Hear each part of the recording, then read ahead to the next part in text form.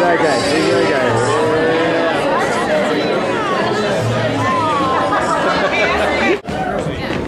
So they asked me to make a toast, and the first thing that I think about is what can you say about someone that is your best friend throughout your whole life, your actual cousin, and your blood brother? That's a trifecta. And that's a lot of history.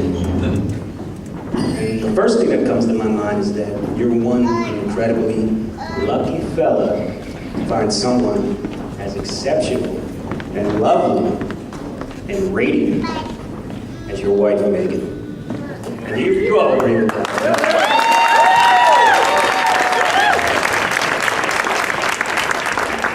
It's always been said about Stevie that he has the patience of a saint. None more evident than the fact that how he met this beautiful young lass here. He met her at a bakery. And it just so happened, fortune, I guess, was on his side, that he had a quite spirited appetite for the baked delectables. I mean, here's this guy, this carpenter, walking with muddy boots and sleeves torn off of a flannel and a rugged beard and these huge, prodigious arms tattooed. May I have another blueberry glazed lemon poppy seed muffin? You like to bake delectables, don't you? Perhaps a lingonberry scone to go for first break? But patience of a saint, he went back. Day after day, 15 pounds of blubber later, delectable after delectable. And what can I say about that? But good call. You got the number, and we stand here today. But a lot of people know this, but Stevie and I grew up neighbors. We've known each other our whole life. We're essentially the same age, and we had a very spirited connection. I mean, it wasn't always just all fun and games. I mean, there was an intense rivalry and fun and excitement, you know, ribald buffoonery even, but mostly silly stuff. But the point is, the thread that always goes through is that we were always spending a lot of time playing, enjoying mostly athletics. And the truth is, and I think most people that know him, he's a very gifted athlete, more than the average guy, and very graceful. And me, you know, I was pretty good, but I wasn't quite as gifted as this handsome young gentleman next to me. But the one thing I always thanked him for is he would never rub that in your face. More importantly, never pander. He would never be like, if I messed up, say, oh, okay, little buddy, you did okay, everything's gonna be fine, let's go watch cartoons. Nah, he'd be like, dude, get it together, I know you can do better. And, you know, I mean, we'd box together, you know, put little orange wedges in our mouth and sit there with just ski gloves. I mean, we did everything. I mean, it was intense, it was fun. Never pandering, never saying, oh, it's okay, always saying you could do better. I mean, like finding yourself on a back bowl in Colorado somewhere looking at a huge ski jump, and I'm just shaking my head, and he's there to give you a little push. I mean, literally, give you a push. And next thing I know, I'm hitting that jump, and I'm soaring, and my ski poles are flailing, I'm all milk teeth, and I'm landing perfectly, and that's joy. I mean, that's fun. That's encouragement at its best. I mean, not everything ended as, you know, as perfectly as that. I mean, some things were downright disastrous, but we're still standing today. And yeah, I mean, it's just pure joy. I mean, when I think about Stevie, hanging out with him was joy because it was effortless. It was like just breathing, and I just think of those as fun times. And there's so many stories, and I don't want to talk forever because I would need hours and chapters.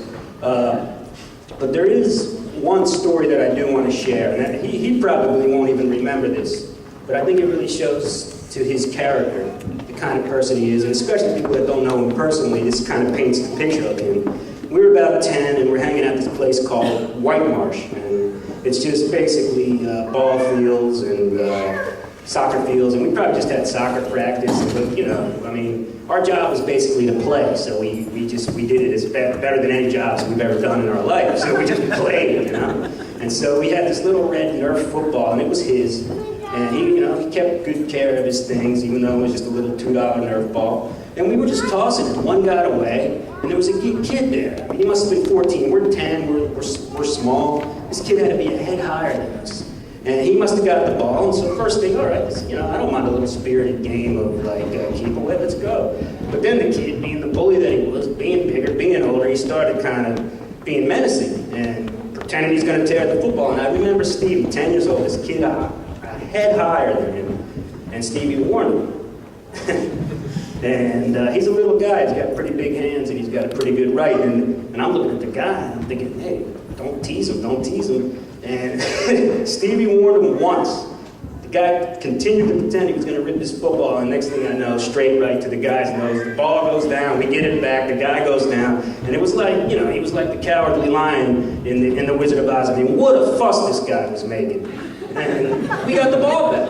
But this story actually has a point more than just, kind of puffing you up, because I know, you got a pretty big head, you're a pretty confident guy, so how much puffery do we need for that? Look at that face, how much puffery do you need for that? I mean, it speaks volumes. It really does. But the point of the story is this guy's making a big fuss, and Stevie could have really piled on that guy. And the guy deserved it. I mean, he was a real diaper dandy of the highest order, a real bully. But Stevie ended up being nice to the guy.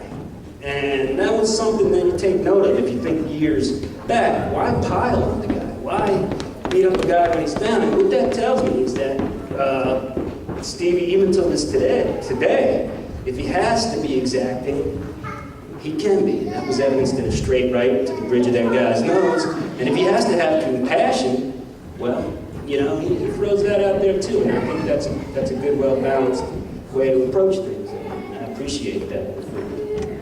So, that's that story, the Red Nerf. I have so many more, and today's your lucky day because I'm not going to go into any of the greedy stuff. And I would love to give him all the credit. I'd be remiss if I didn't mention some other things that just would be downright wrong. A lot of the credit for the kind of good person that he is has to go to his father, my Uncle Steve, who's out there.